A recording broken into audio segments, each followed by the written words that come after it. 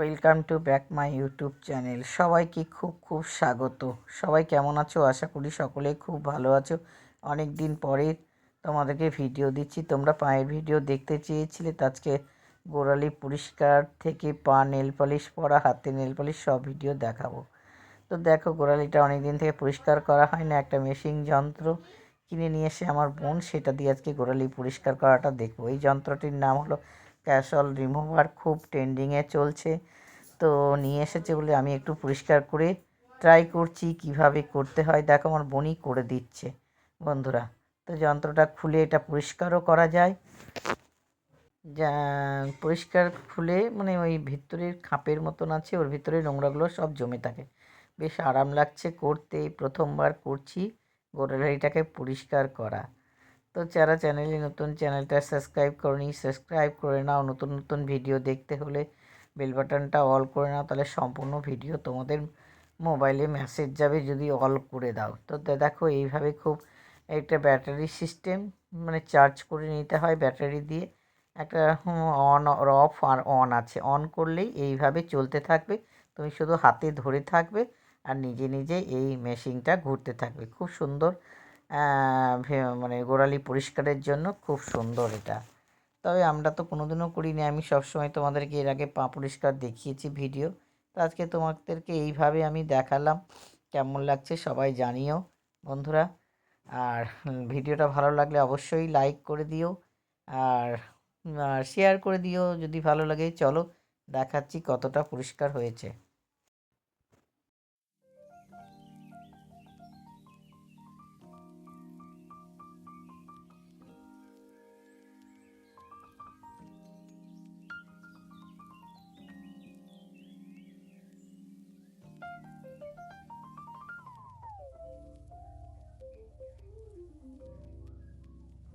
সল remover, এটা দিয়ে গোড়ালি খুব সুন্দর পরিষ্কার হয়। তো তোমাদের দেখিয়ে দিলাম কি দিয়ে পরিষ্কার করলাম। ক্যাশ অন রিমুভার দিয়ে গোড়ালিটা দারুণ পরিষ্কার হয়ে গেল। রিমুভার দিয়ে নেল পালিশ তুলে নিচ্ছি। আর এই দেখো, গোড়ালিটা তোমাদের দেখাতে করে গেলাম, সামনে থেকে ভুলে গেলাম দেখাতে।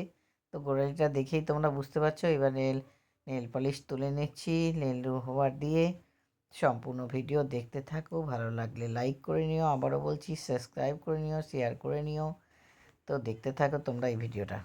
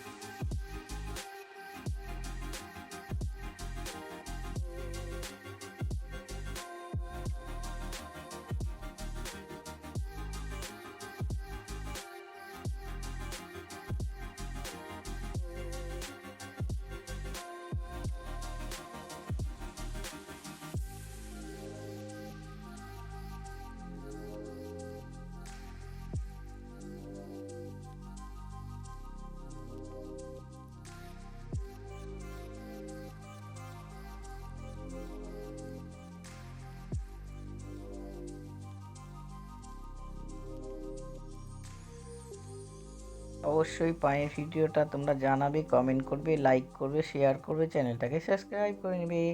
নতুন ভিডিও দেখতে হলে বেল বাটনটা অল করো, তাহলে মেসেজ যাবে।